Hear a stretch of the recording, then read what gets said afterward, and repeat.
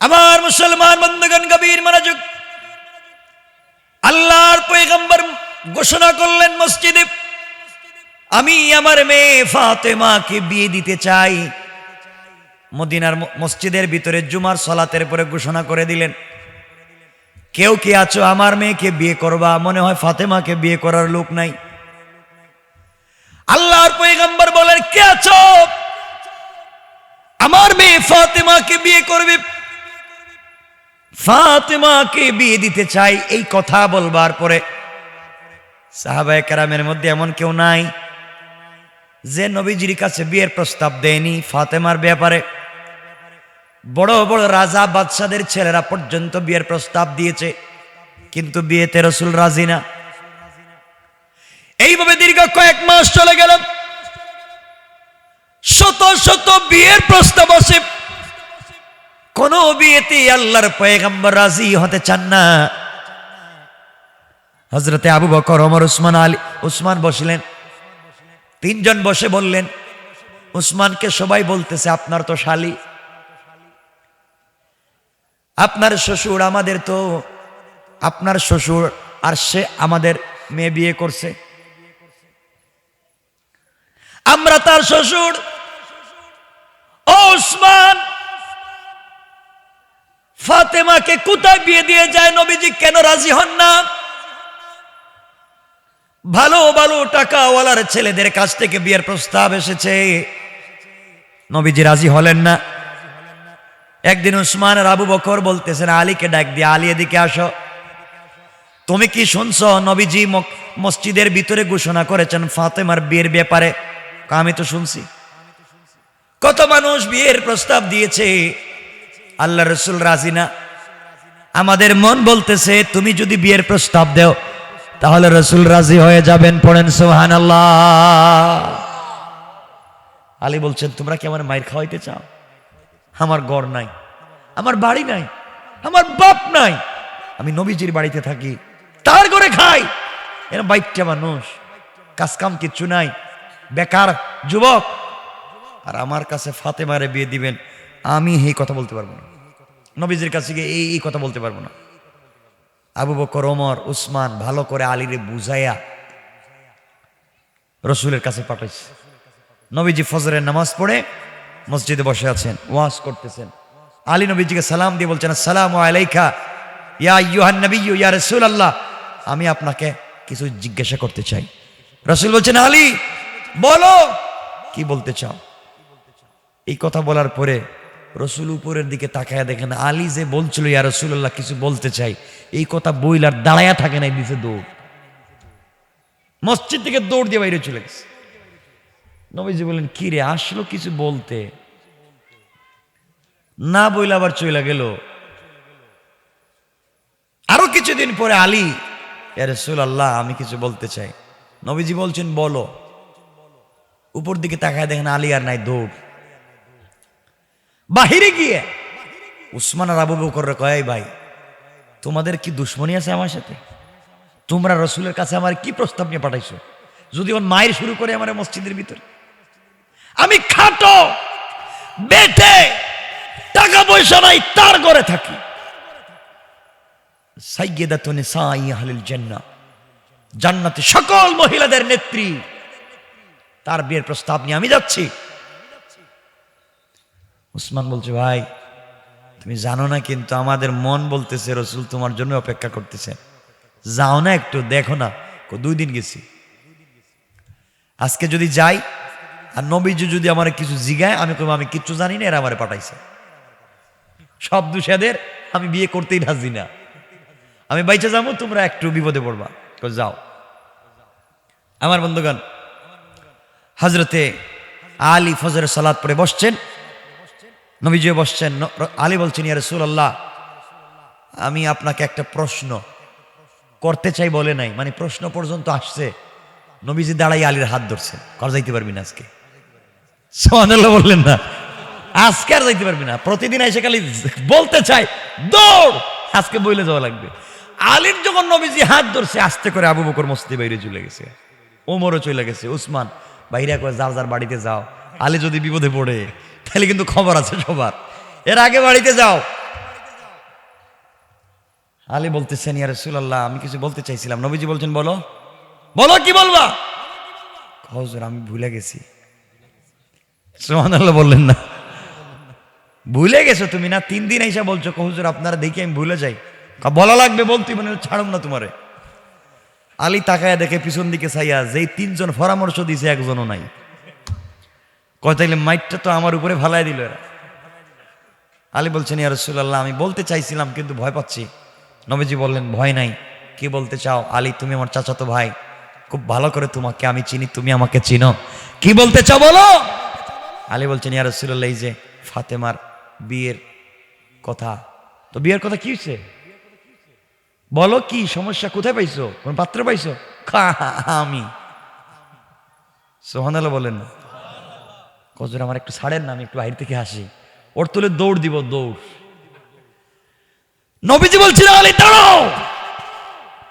দীর্ঘ 6 মাস থেকে মানুষ আমার কাছে বিয়ের প্রস্তাব নিয়ে আসছে। কত টাকাওয়ালার ছেলে বিয়ের প্রস্তাব নিয়ে আসছে, আমি তো রাজি না। আল্লাহ ইশারা করে দিয়েছেন, ফাতেমাকে বিয়ে দিলে আলীর কাছেই দিতে হবে। আল্লাহু আকবার বলেন, আল্লাহু আকবার। আলী, আমি তোমাকে পছন্দ করে রাখছি, তোমার কাছে বিয়ে দিব। ইয়া রাসূলুল্লাহ, আমি রাজি, তাইলে শুরু করে দিন বিয়ে। সুবহানাল্লাহ বলেন না? নবীজি বলেন, কি হলো? বলতে দেখি রাজি হয়ে গেল তুমি, আমার মেয়ের অনুমতি লাগবে না? হুজুর ঠিক আছে, অথবা আমার সিনে আপনি একটা অনুমতি নিয়ে এসা আজকে বিয়েটা পড়ায় দেন। নবীজি বলেন, ঠিক আছে, বিয়ে যখন করতে চাও, মোহরের টাকা আছে? মোহর মানে কি? আজকে রাত্রেও তো আপনার ঘরে খাইলাম, আপনার ঘরে আমি থাকি, আপনি 2-4 টাকা আমার পকেট খরচের জন্য দিলে আমি চলি, তো আমি আবার কোত্থেকে পাই? আমার কাছে কোনো টাকা পয়সা আছে? আপনি তো আমার অভিভাবক, তো বিয়ের কথা আপনিই বলছেন, আপনিই ব্যবস্থা করে দিবেন। নবীজি বললেন, আলী, বিয়ে তো করবা ঠিক আছে, আমার মেয়ে তো রাখবা নিয়ে কোথায়, গড় কই? কইটাকে আমারে বলতেইব? আপনি আমার অভিভাবক, প্রয়োজনে আপনি এই রুমটা ছেড়ে দিবেন আমার জন্য। সুবহানাল্লাহ বলেন না? আপনি আমার জন্য ছেড়ে দিবেন, আমি থাকবো, আমি আপনার মেয়ের জামাই। নবীজি তো সবসময় মুচকি হাসেন, বলেন, আলী, তোমাকে আমি চিনি, ভালো করে চিনি, কারণ আনা মদিনাতুল ইলমি ওয়া আলিয়্যুন বাবুহা। রাসূল বলছেন, আমি হচ্ছে জ্ঞানের রাজ্য, আর এই রাজ্যে প্রবেশের দরওয়াজার নাম হচ্ছে হযরতে আলী। সুবহানাল্লাহ পড়ে। নবীজি বলছেন, আলী, ঠিক আছে, সব মানলাম, মোহর লাগবে তো মোহর, টাকা পয়সা আছে কিছু? ইয়া রাসূলুল্লাহ, 1 টাকাও নাই। গতকালকে আপনার কাছে পকেট খরচের টাকা চাইছিলাম, দেন নাই, আমার কাছে কোনো টাকা নাই। নবীজি বলেন, আলী, বিয়ে করবা ঠিক আমার মেয়েকে, কিন্তু মোহর তোমার নগদ লাগবে, নগদ, বাকি কোনো কারবার নাই। নবীজি বললেন এই কথা। আলী বলছেন, তাইলে হইছে, বুঝছি, আমার আর কপালে বিয়া নাই। নবীজি বলছেন, তোমার যে রুমে ঘুমাও কি আছে? ও কিচ্ছু নেই, যে কম্বল হিটা আপনি দিছেন, বালিশটাও আপনার। নবীজি বলছেন, আমার জিনিস বাদে তোমার কি আছে এটা কম, আমার জিনিস বাদ। ইয়া রাসূলুল্লাহ, আমার 2টা জিনিস আছে, একটা হইলো তরবারি,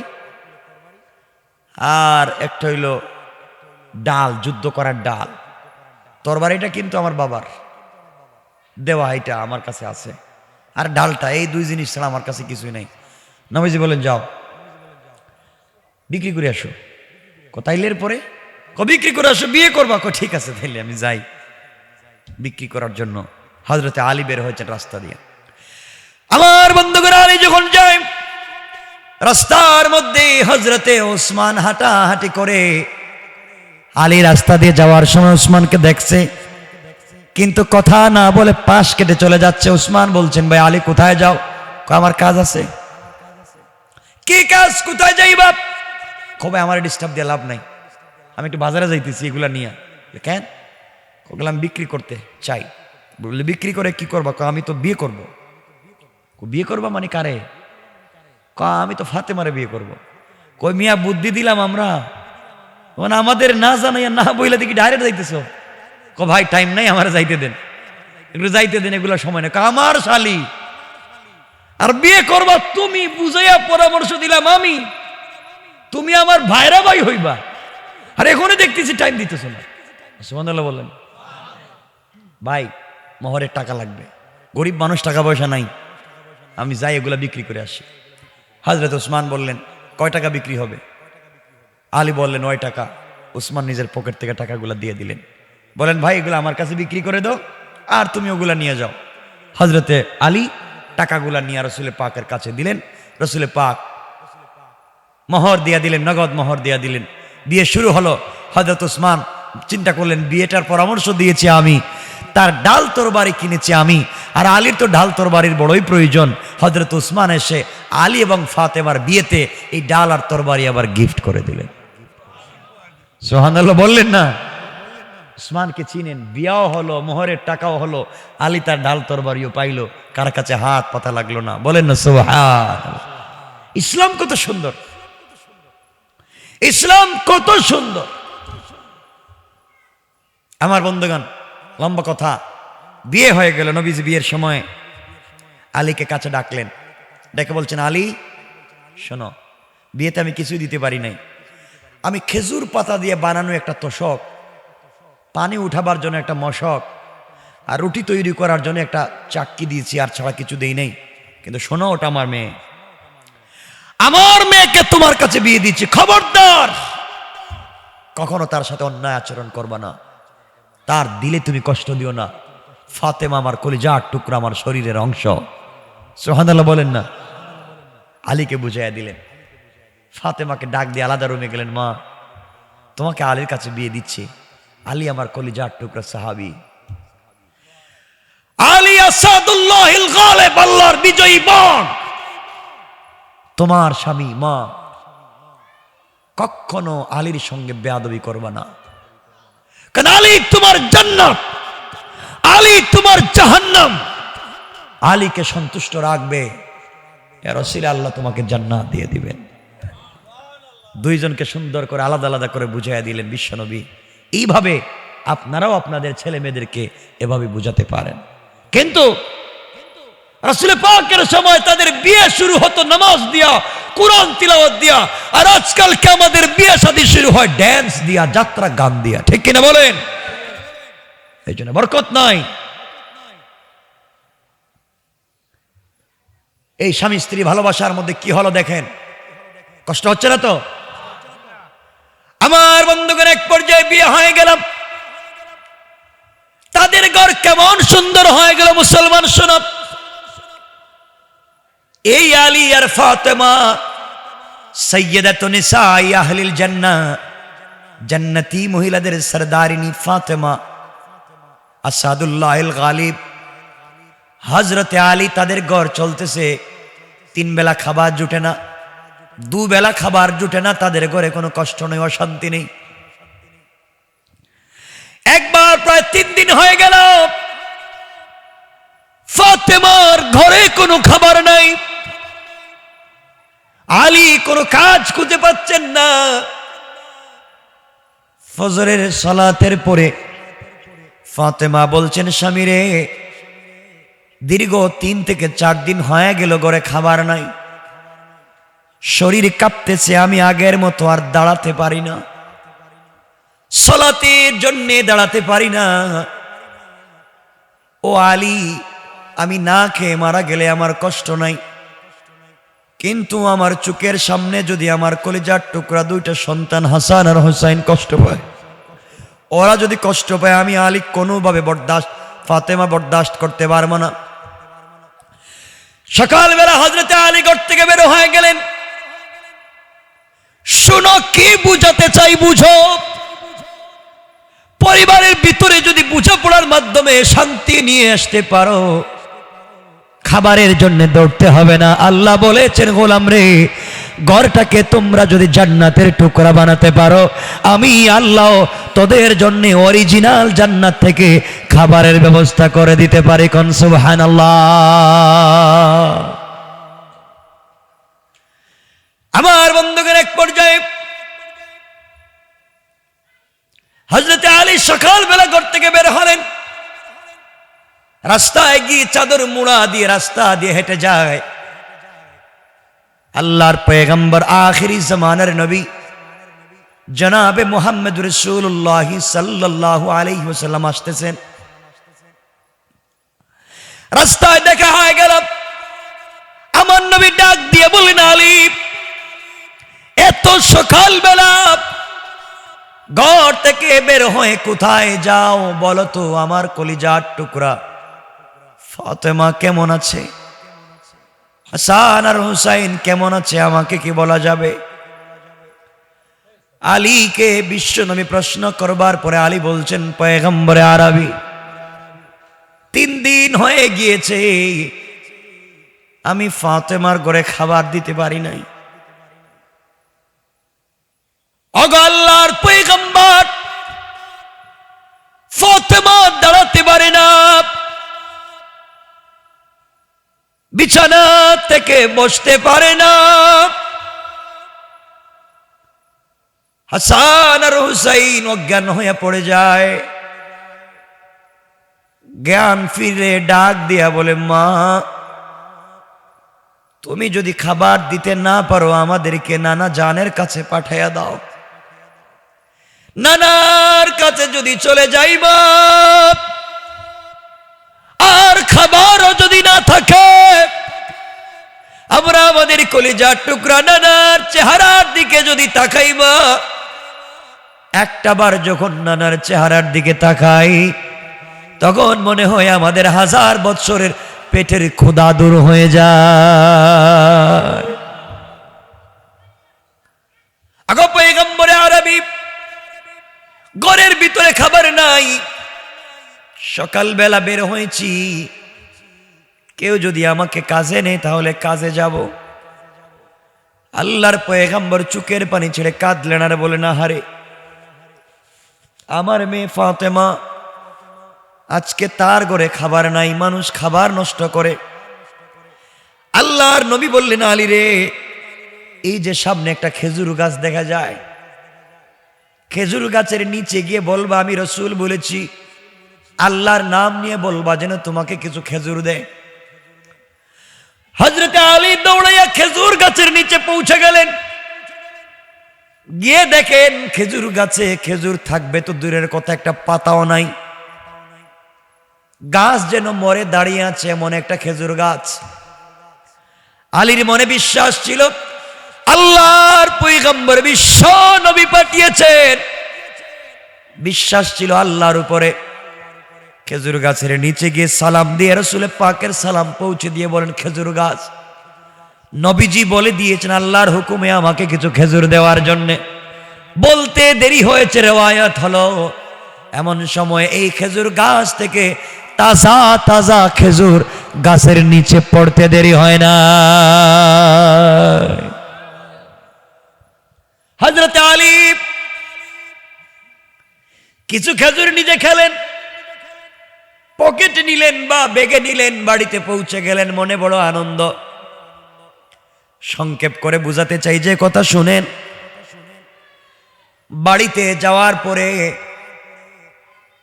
হযরতে ফাতেমাকে দিলেন, হাসান হুসাইনকে দিলেন। খাওয়ার পরে কিছু খেজুর জমে গেল, থেকে গেল। এবার আলী বলছেন, ফাতেমা, জীবনে তুমি আমার কাছে কিছুই চাও নাই, জীবনে তুমি আমার কাছে কিছু চাইলা না, আজ যদি তুমি আমার কাছে কিছু চাও আমি তোমাকে দিব, নিয়ে এসে দিয়ে দিব। ফাতেমা বলছেন, স্বামী রে, আমার ঘরের ভিতরে 3 বেলার খাবার নাই, ঘরের ভিতরে দামি কোনো বিছানা নাই, ওয়াইড ডু আলমারি, শোকেস নাই, টাইলস নাই, সিরামিক্স নাই, এসি নাই, এয়ার কন্ডিশন নাই, আমার ঘরে কিচ্ছু নাই, কিন্তু আমার ঘরটা আপনার প্রতি ভালোবাসায় ভরা, আমার আর কিছুই লাগবে না, দুনিয়ার জমিন থেকে না খেয়ে মরে যেতে চাই, কিন্তু কিয়ামতের দিনে আমি যেন আমার স্বামী তোমাকে না হারাইয়া যায়। কেমন ভালোবাসা ছিল পরিবারে। খাবার নাই, দামি কোনো জিনিস নাই, দিন থাকলে কেমন ভালোবাসা তৈরি হয়ে যায়। বন্ধুগণ, আলী বলছেন, ফাতেমা, আমার কাছে কিছু খেজুর আছে, বিক্রি করে তোমার জন্য আজকে কি আনবো বলো, জীবনে একটা কাপড় চাইলে না। ফাতেমা বললেন, স্বামীরে কিছুই চাইব না, কারণ জানি তোমাকে দিয়ে লজ্জা দিতে চাই না। কিন্তু দীর্ঘদিন থেকে আমি তো অসুস্থ, না খেতে খেতে জ্বর হয়ে গিয়েছে। আমার মন চায় তুমি যদি আমার জন্য একটা ডালিম আনতে পারো, আনার আনতে পারো, ডালিম, আমার কলিজাটা ঠান্ডা হয়ে যাবে। জীবনে কিছুই চাইলাম না, একটা ডালিম চাইলাম।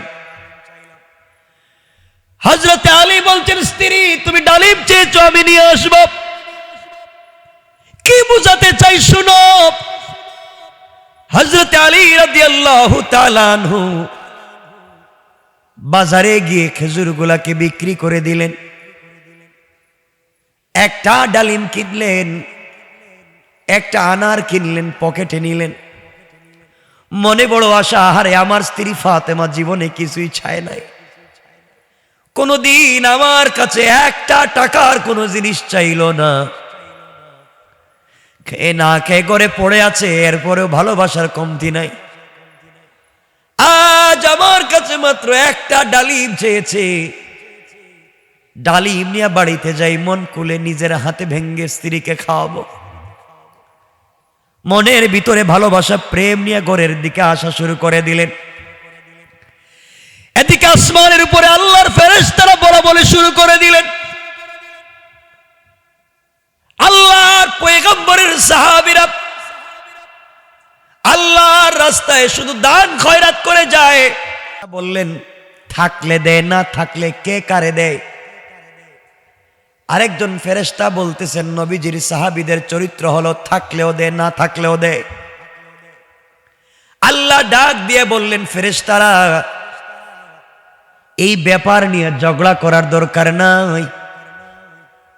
জমিনের দিকে তাকায়া দেখো, আমার একটা গরিব গোলাম সাহাবী আলী বাড়িতে যায়। আমার আলীকে পরীক্ষা করে দেখো, আমার আলীর চরিত্র কেমন, তার পরিবারের চরিত্র কেমন। একজন ফেরেশতা মানুষের সুরত ধরে ভিখারির বেশে চাদর দিয়ে মুড়া দিয়া রাস্তার মধ্যখানে বসে বসে কাঁপতেছে আর কাঁপতেছে। আলী যখন রাস্তা দিয়ে চলে যায়, ডাক দিয়া বলছেন, ও আলী আপনি কোথায় যান, আপনি কোথায় যান। আলী বললেন, আমি বাড়িতে যাই। ফেরেশতা ভিক্ষুকের বেশ নিয়ে বলছেন, আলী রে, প্রায় সপ্তাহ দিন হয়ে গেল, খাবার নাই, না খেয়ে কলিজাটা শুকিয়ে যায়। তোমার কাছে যদি কোনো খাবারের জিনিস থাকে আমাকে দাও। আলী বলছেন, বাইরে তোমাকে দেওয়ার মতো আমার কাছে কিছুই নাই। ফেরেশতা ডেকে বলছেন, আলী রে, তোমার পকেটে তো একটা ডালিম দেখা যায়, তুমি না বললা কেন? আমরা হইলে বলতাম তোমার চোখে ঠাডা পড়ছে। আমার জীবনে স্ত্রী কিছুই চায় না, একটা ডালিম চাইছে, তার দিকে তোমার চোখ গেল। আলী বললেন, ও ভিক্ষুক তুমি শোনো, বাড়িতে আমার স্ত্রী বড় অসুস্থ, দীর্ঘদিন পর্যন্ত জ্বর হয়েছে। আমার জীবনে তার কাছে কোনোদিন কিছুই দিতে পারি নাই। আজকে আমার কাছে একটা ডালিম চাইছে, জ্বরে আক্রান্ত হয়েছে, বাড়িতে নিয়ে যাই। ফেরেশতা বলতেছেন, ভাই বুঝতে পেরেছি, আমাকে দেওয়ার দরকার নাই, কিন্তু আল্লাহর ওয়াস্তে যদি দেও তাহলে আমি নিব। আলী এবার চিন্তা করলেন, তুমি আমার আল্লাহর নাম বলেছ, আমি আমার স্ত্রীকে ভালোবাসি, আমার সন্তানদেরকে ভালোবাসি, আমার নবীকে আমি ভালোবাসি, কিন্তু ভিক্ষুক তুই জানিস না আমি আমার আল্লাহকে কত ভালোবাসি। তুমি আমার আল্লাহর নাম বলেছ, যে আল্লাহর জন্য আমি আলী জীবন পর্যন্ত দিতে পারি, এই আল্লাহর নাম তুমি এই মুহূর্তে বলেছ। ও ভিক্ষুক, আল্লাহর নাম বললে কাউকে ফিরিয়ে দেওয়া যায় না, কিন্তু ডালিম আছে মাত্র একটা। তোমাকে দিয়ে দিলে বাড়িতে গিয়ে কি জবাব দিব? ভাইরে তুমি অর্ধেকটা খেয়ে ফেলো, অর্ধেকটা বাড়িতে নিয়ে যায়। হযরত আলী ডালিম অর্ধেক এই ফকির বেশের ফেরেশতাকে দিয়ে দিলেন, অর্ধেক ডালিম নিয়ে বাড়ির দিকে রওনা দিলেন। ফকির ডাক দিয়ে বলছে, আলী রে আপনি যাইয়েন না, আপনি আমার সামনে বসে পড়েন, আপনার চেহারা দেখে দেখে আমি খাবো, আমার কলিজাটা ঠান্ডা হয়ে যাবে, আপনি সুযোগ দেন। হযরত আলী বসে পড়লেন। এই ভিক্ষুক বেশের ফেরেশতা ডালিমের অর্ধেক খাওয়ার পরে বলতেছে, আলী রে আমি তো অর্ধেক ডালিম খেয়েছি, আমার মনে হয় আমার কলিজার অর্ধেক ঠান্ডা হয়ে গিয়েছে, বাকি অর্ধেকটা যদি দেও পুরা কলিজা ঠান্ডা হয়ে যাবে, শান্তি পাবো। আলী ডাক দিয়া বললেন, বাইরে তোমার কি বিবেক নাই? আমি আমার অসুস্থ স্ত্রীর জন্য নিয়ে যাই, তুমি কি বলছো? ভিক্ষুক ডাক দিয়া বলছে, আলী রে আমার জন্য না, তুমি যদি আল্লাহর ওয়াস্তে দাও। সুবহানাল্লাহ বললেন। এবার আলী বললেন, আবার আমার আল্লাহর নাম বলেছো, আমার আল্লাহর নাম যেহেতু আবার নিয়েছো, আমি তোমাকে বাকি অর্ধেকও দিয়ে দিলাম। বাকি অর্ধেক দিয়ে এখন বাড়ির দিকে যায়, আর চিন্তা করে এখন কেমনে বাড়িতে যাব, এক কদম যায়, দুই কদম পিছনে যায়, বাড়িতে গিয়ে কি জবাব দিব স্ত্রীকে? স্ত্রী যদি বলে একটা ডালিম বলছিলাম আনতে পারলা না, তুমি কেমন জামাই, কথা বলেন নাকি? তোমার কাছে একটা ডালিম চাইলাম, তুমি দিতে পারলা না। হযরত আলী কষ্ট করে সারাদিন ঘোরাঘুরি করে সন্ধ্যার পরে বাড়িতে ঢুকে গিয়েছেন। বাড়ির ভিতরে ঢুকে দেখেন স্ত্রী ঘরের ভিতরে হাঁটাহাঁটি করতেছেন। হযরতে ফাতেমা মাথায় হাত দিয়ে দেখেন জ্বর অনেকটুকুন কমে গিয়েছে। কথা না বাড়িয়ে ফাতেমাকে বললেন, ফাতেমা চলো ঘুমিয়ে যাই। এর অর্থ হলো কোনোভাবে যেন তার মনে ডালিমটা না আসে, তাহলে বেইজ্জত হয়ে যাবে, বেইজ্জতি থাকবে না। ঘুমিয়ে গিয়েছেন আর আল্লাহর কাছে বলতেছেন, আল্লাহ তাআলা কোনোভাবে যদি ডালিমের কথা মনে না হয়, এভাবে যদি রাত্র শেষ হয়ে যায়, সকাল বেলা আমি একটা ব্যবস্থা করে দেব। এইভাবে চিৎকার করে করে কান্না করে ঘুমিয়ে পড়লেন। রাত্র যখন গভীর হয়ে গিয়েছে, দুনিয়ার মানুষ ঘুমিয়ে গিয়েছে, এমন সময়ে হযরতে আলী শুনেন কে যেন দরজায় ডাক দিছে। আলী বললেন, কে রে, কে দরজায় ডাক দিলা? বাহির থেকে আওয়াজ আসছে, আনা সালমান ফারসি, আমি রাসূলের প্রিয় সাহাবী সালমান ফারসি। ও সালমান, তুমি এত রাত্রে আমি আলীর দরবারে ঘরে কেন আসছো? বাইরে তুমি দরওয়াজা খুলে দাও, খুলে দাও, তোমার জন্য সুসংবাদ নিয়ে এসেছি। এই মুহূর্তে আল্লাহ রাব্বুল ইজ্জত ওয়াল জালাল তোমার জন্য জান্নাত থেকে ডালিম পাঠিয়ে দিয়েছে। আল্লাহু আকবার। হযরত আলী দরজা খুলে দিলেন, ডালিমগুলা হাতে নিলেন, এক একটা করে গুনতে লাগলেন। আমার বন্ধুগণ, গোনা হলো, গনে দেখেন 9টা ডালিম। জিজ্ঞেস করলেন, সালমান তুমি আমার সঙ্গে কেন দুষ্টামি করলা? হয়তো তুমি কারো গাছ থেকে নিয়ে এসেছো, অথবা কেউ দিয়েছে, আল্লাহ দেন নাই। হযরতে সালমান বলছেন, আলী রে তুমি কেমনে বুঝলে আল্লাহ দেন নাই? আলী বলছেন, ভাই সালমান, আজকের দিনে আমি আল্লাহর রাস্তায় একটা ডালিম দান করেছি, আর আমার আল্লাহ বলেছেন, মান জাবিল হাসানাতি ফালাহু আশরু আমসালিহা, যে আল্লাহ রাস্তায় 1 দিবে, কমপক্ষে আল্লাহ দিলে তাকে 10 দিবেন। আজ তুমি আমি আল্লাহর রাস্তায় একটা ডালিম দিয়েছি, আল্লাহ দিলে তো আমাকে 10টা দিবে, এখানে দেখতেছি 9টা। সুবহানাল্লাহ বললেন না? এই জন্যে বুঝতে পেরেছি আল্লাহ পাঠান নাই, তুমি কোনো বাগান থেকে নিয়ে এসেছো, আমার সঙ্গে দুষ্টামি করেছ। সালমান বললেন, ভাই একজন বলছিল 10টা দিবে, দিছে 9টা, তো আমার দোষ কি আপনারা এখানে না কেন? আলী ডাক দিয়া বললেন, সালমান, আমি যদি মনে করতাম আমার আল্লাহর নাই, গরিব ফকির, তাহলে মানতাম। আমার আল্লাহ তো গরিব না। যদি মেনে নিতাম আমার আল্লাহ খুব কৃপণ, দেয় না, তাও মেনে নিতাম। আল্লাহ তো কৃপণ না, দানশীল। তাহলে 9টা দিবে কেন? 10টা দেওয়ার কথা, আরো বাড়িয়ে দেওয়ার কথা। তুমি বুয়া কার গাছ থেকে নিয়ে এসে আমাকে বুঝাচ্ছ, চলে যাও। হযরতে সালমানকে ঘর থেকে বের করে দরজা লাগায় দিলেন। আবার ঘরের দরজায় নক করলেন। হযরতে আলী দরজা খুলে দিলেন। সালমান বলছেন, ভাই আলী রে, আল্লাহর রাসূল আমাকে ঠিক 10টা দিছিলেন, আল্লাহ 10টাই জান্নাত থেকে পাঠাইছেন। তোমার ঈমান পরীক্ষা করবার জন্য একটা আমার পকেটে রেখে দিছিলাম। সুবহানাল্লাহ বললেন না? বুঝতে চাইছিলাম তোমার ঈমান কেমন। দেখলাম রাসূলের সাহাবীরা 10এ বিশ্বাস করে, 9এ বিশ্বাস করে না। এমন ঈমান একদিনে তৈরি হয় না।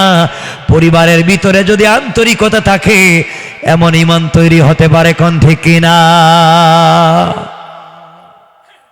আমার বন্ধুগণ, কষ্ট হচ্ছে ভাই? শোয়া 12টা হয়ে গেছে, সঙ্গে পড়ে দে, লম্বা করার দরকার নেই।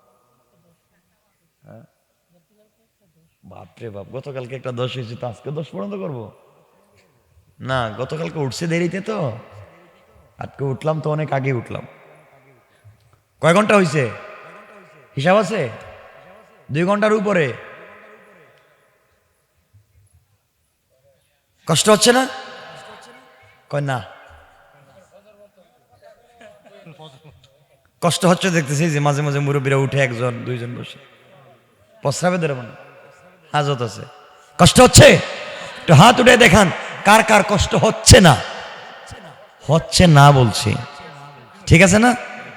কষ্ট হচ্ছে না তো? আল্লাহ কবুল করো। জোরে বলেন, আর আওয়াজ করে বলেন, চিৎকার করে বলেন আমিন। এমন পরিবার চাইতো? ইনশাল্লাহটা বলেন না। আমার বন্ধুগণ, আমার ভাইরা, কথা তো লম্বা, আমি পরিবারকে বুঝাতে চাই। কে বুঝাতে চাই শুনেন। আমার ভাইরা, পরিবারকে সুন্দর পরিবার করুন, বুঝাপড়ার পরিবার বানান।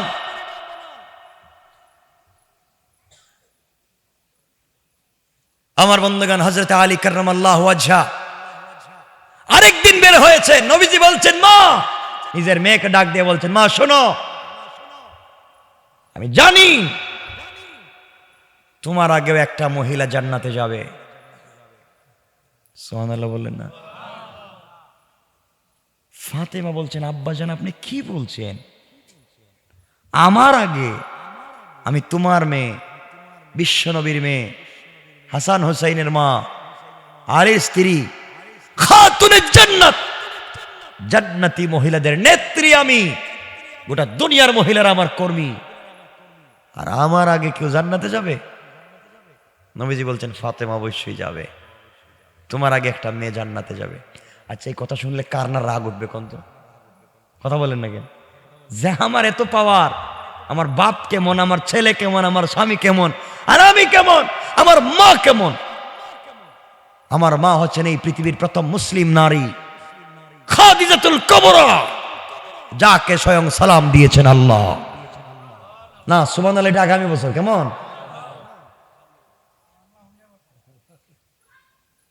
এমন মায়ের মেয়ে, এমন বাবার মেয়ে, আর আমার আগে একটা মহিলা জান্নাতে যাবে। বাপ, বিশ্বাস করি না, আপনি আমার এটা বুঝেন কেমনে? নবীজি বলেন, মা বুঝবা, একটু সময় নাও।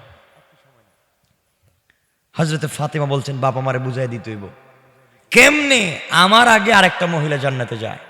এই কথা এজন্য বলতে চাইতেছি, এই মহিলা কি কাজ করে জান্নাতে আগে যেতে পারে, আমাদের মায়েরাও এই কাজ করতে পারে। বলেন না? মানে এতদিন তো আপনাদের বিপক্ষে বলছি, এখন একটু তাদের বিপক্ষে বইলা দিই নাকি? তাহলে আপনারা শান্তি মজা পাই আছে, মানে আমারে আর আর গালি দিবেন না, খুশি হয়ে যাবেন, ঠিক না? ঠিক তো? ঠিক কয় আমার ভাইরা, শোনেন, আমি বলতে চাই পরিবারকে সুন্দর পরিবার বানান। সব সময় পরিবারে হাসি খুশি থাকেন, আপনার বাচ্চারাও এমন হবে। নিজের ছেলের বউকে নিজের মেয়ে মনে করেন। আজকে এখানে যারা আমার মায়ের আসছেন, অনেক শাশুড়িরা আসছে না বস শুনতে, অনেক শাশুড়িরা আসছেন। আজকে তো ঘরের ভিতরে দেখবেন শাশুড়ি আর বউ যুদ্ধ তো আছেই। এটা মানে আমেরিকা আর রাশিয়ার যুদ্ধ মনে করেন। প্রতিদিন 2-4 বার হুমকি দুমকি হয়, ঠিক কিনা? ঠিক কেন? এগুলা চলবে না, এগুলা পরিবারে চলবে? কথা বলেন না কেন? শাশুড়িরা ছেলের বউকে নিজের মেয়ে মনে করেন, নিজের মেয়ের হাজার দোষ যেমন আপনার চোখে পড়লেও দোষ মনে করেন না, নিজের ছেলের বউর হাজার দোষকে আপনি দোষ মনে করবেন না।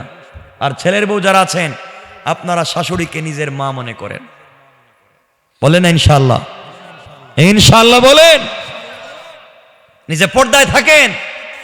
পর্দায় থাকবার অর্থ এটা নয় যে রাত দিন শুধু হাত মোজা পাও মোজায় লাগায়া বৈশা থাকবেন আর বুরকা পরে ঘুরবেন রাস্তায়। বুরকা এটা হিজাব, বুরকা এটা পর্দা নয়। বুরকা তো আজকালকের বুরকা একটা ফ্যাশন, এটা ডিজাইন। কথা বলেন না কেন? পর্দা হলো মাথার চুল থেকে পায়ের পাতা পর্যন্ত এমন একটা পোশাককে ছেড়ে দেওয়া, যেই পোশাক ছেড়ে দিলে শরীরের কোনো অঙ্গ প্রত্যঙ্গ বোঝা যায় না, তার নামই হচ্ছে পর্দা। কথা বুঝাইতে পারছি? এমন পর্দার দরকার। ইনশাল্লাহ বলেন, সবাই বলেন ইনশাল্লাহ। বোরকা একটা দিয়ে দিলেন, আর এটার নাম হয়ে গেল পর্দা। ডিজাইন করে একটা হিজাব দিয়ে দিলেন, এদিকে পাথর লাগাইছে, এদিকে পাথর লাগাইছে, এদিকে লাল লাইট লাগাইছে, এদিকে কালো লাইট লাগাইছে, তো আরো বেশি ছেলেরা দেখবে, ঠিক কিনা বলেন? ডিজাইন করা যাবে না। মায়েরা বোনেরা ব্রু প্লাক করা যাবে না, এগুলো হারাম, হারাম। আলগা চুল মাথায় লাগানো যাবে না, হারাম। মাথার চুল কাটা যাবে না সামন দিক দিয়ে, হারাম। দেখবেন মহিলারা ব্রু প্লাক করেনি, হারাম। মাথার চুলে আলগা চুল লাগায়, মানে এক্সট্রা চুল লাগায়, আছে না এগুলা? এগুলো হারাম, একবারে চূড়ান্ত পর্যায়ের হারাম। এগুলো করা যাবে না। হ্যাঁ, কি কইছে? 7 তালা বোরকা মানে কি? মানে ডিজাইন 7 তালা। এটা দেন কেন কিনে? হ্যাঁ, এটা কিনে দিবেন কেন?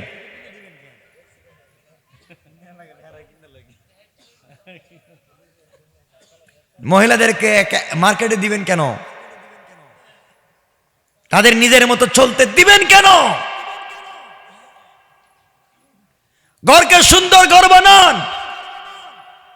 ফজরের সময় বাচ্চা কাচ্চা সহ নারী পুরুষ সবাই ঘুম থেকে উঠে যান, পরিবারের সবাই ওযু করেন, নামাজ শুরু করেন। ঘরকে সুন্দর করে দিবেন কে? আওয়াজ করে বলেন কে? হযরতে ফাতেমাকে রাসূল পাক বলছেন, মা তোমার আগে একটা মেয়ে জান্নাতে যাবে। ফাতেমা বলছেন, বাপ এগুলো বুঝি না, আমার আগে জান্নাতে যাবে, মেয়েটারে দেখাই লাগবে না? দেখা লাগবে না? না আপনাদের দেখা লাগবে নি না জানা লাগবে? এই মেয়েটা কে? সেই মেয়ে যে আমার আগে জান্নাতে যাবে, সে কাজটা কি করছে আমি জানতে চাই। নবীজি বললেন, মা তুমি জানতে পারবে।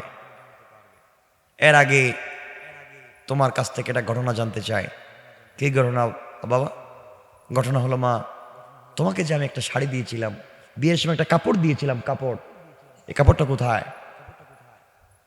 আমি তোমাকে কিছুই দিতে পারি নাই, বিয়ের দিনে একটা গিফট দিয়েছিলাম কাপড়, ওটা কোথায়? বাবা আমি এগুলো বিক্রি করে দিয়েছি। মা বড় কষ্ট পেলাম, তুমি কাপড়টা বিক্রি করে দিয়েছো শুনে। মা তুমি জান্নাতে যেতে চাও সবার আগে, কিন্তু কেন তোমার আগে একটা মেয়ে জান্নাতে যাবে, কেন তুমি পিছনে যাবে, এটা তুমি নিজেই জানো। ফাতেমা বলছেন, আব্বাজান আমি তো জানি না। আমার বন্ধুগণ, তাহলে সেদিকে আমরা যাই। একবার দীর্ঘদিন হয়ে গেল, ফাতেমার ঘরের ভিতরে যখন খাবার নাই, ঘরের ভিতরে রান্নার ব্যবস্থা নাই, হযরতে ফাতেমা দাঁড়াতে পারেন না, বসতে পারেন না।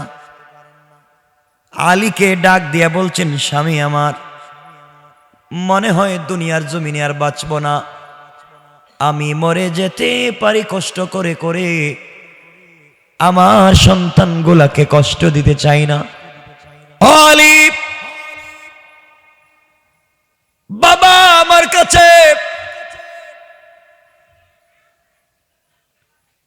একটা কাপড় দিয়েছেন, ওই কাপড়টা তুমি বাজারে বিক্রি করে দিতে পারো, জয় টাকা পাও, ওই টাকা দিয়ে খাবার এনে আমার সন্তানদেরকে দাও। মনোযোগ দিয়ে শুনেন কি বুঝাতে চাই। হযরত আলী কাপড় নিয়ে বাজারে পৌঁছে গেলেন।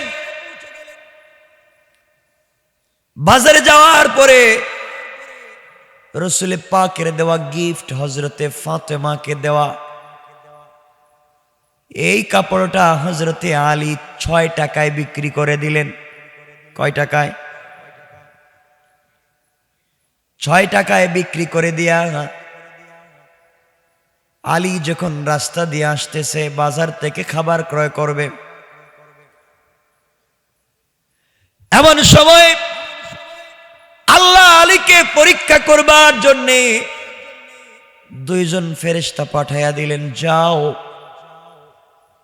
আমার আলীকে গিয়ে দেখো আমি আল্লাহকে কতটুকুন ভালোবাসে। আলী, যেই আলী আমাকে এতটুকুন ভালোবাসে তোমরা জানো না রে। আল্লাহ আসমানের উপরে আলীর প্রশংসা করলেন।